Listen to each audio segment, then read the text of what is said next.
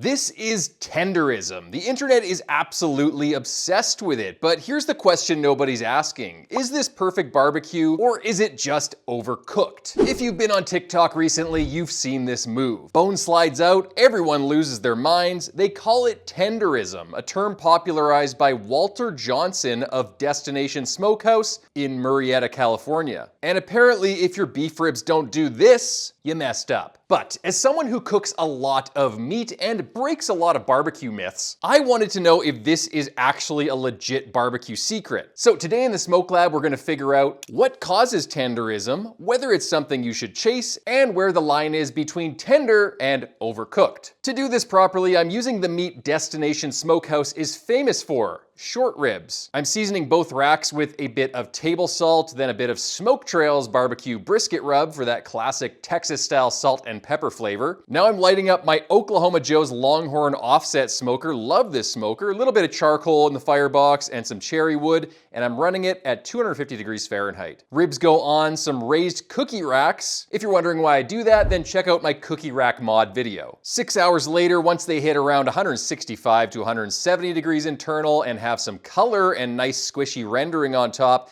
it's time to wrap. Roll them up tight in butcher paper. Now they go back on the Longhorn at 300 degrees Fahrenheit for another few hours. I also half foiled them in foil just to keep things a little bit cleaner. 9 hours in, one rack of ribs is around 195 degrees Fahrenheit internal and it's probing tender. This is where I normally pull them off the smoker. Now it goes in the holding oven overnight at 150 degrees Fahrenheit. Now back to the tenderism ribs. I'm going way past what I normally do and cooking them several more hours in the 205 to 208 degrees Fahrenheit internal zone. So once I got to around 205 internal, I just kept going for another hour. Despite the fact that I was probing into it and thought it was pretty tender, I kept going until I got no resistance at all. Then I put the tenderism ribs in the holding oven with the other rack, so it's going to continue to carry over cook, making it even more tender and probably mushy. We'll find out though. So what are we expecting to happen here? Well, in meat, we have three main things. We have muscle fibers, we have fat, and we have, most importantly,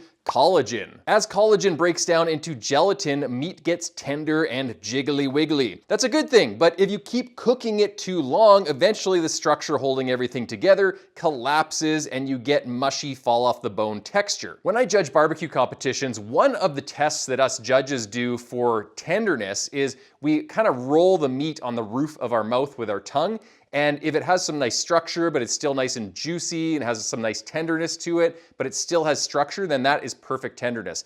But if it just collapses and it's mushy and it just tastes like kind of liquid rendered fat, then that's a little bit too overcooked. But who cares about competition barbecue, right? It's all about what you like. So let's look at the results. Taking a look at the normal probe tender beef ribs first. This is how I normally cook them. This is what most competition guys want. Ribs hold together on the bone. They don't fall off. The bite pulls clean, but it's still really nice and juicy, but well structured. It's not falling off the bone. This is tenderness with integrity and texture. Now let's take a look at the tenderism rib. This is the internet's favorite. The bone pulls off. If you slice the membrane like they do at Destination Smokehouse, it actually just falls right off a lot easier. It looks dramatic. It feels like success, but does it taste as good? Yes, and actually I think beef ribs are better when they're a little bit overcooked and fall off the bone like this. The reason being is they have so much collagen that they can kind of take the extra cooking. So what is the secret to tenderism? Here it is. When you think your beef ribs are tender, keep going and keep cooking them until they're 205 degrees Fahrenheit plus internal,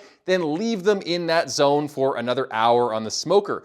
Most importantly, they should probe with almost zero resistance. In other words, you gotta overcook them. At least with short ribs, which is what Destination Smokehouse is famous for, this works really well because short ribs have so much collagen in them. It's kind of like cooking ossobuco or beef back ribs or beef cheeks. Beef cheeks is another big one. You have to take beef cheeks way farther than you think in order to turn them into that ooey gooey beef jello. Would I go to tenderism with brisket, pork ribs, I don't know, pork butt, pulled pork? No, I wouldn't. I think it's taking it too far. Those cuts of meat, even though you might think they have a lot of collagen in them, they don't have as much as things like short ribs or beef cheeks or beef back ribs. So for those cuts, I usually just go to probe tenderness, which is usually around 195 all the way up to maybe 203 degrees Fahrenheit. But what do you guys think about tenderism? Let me know in the comments below, and until next time, happy smoking.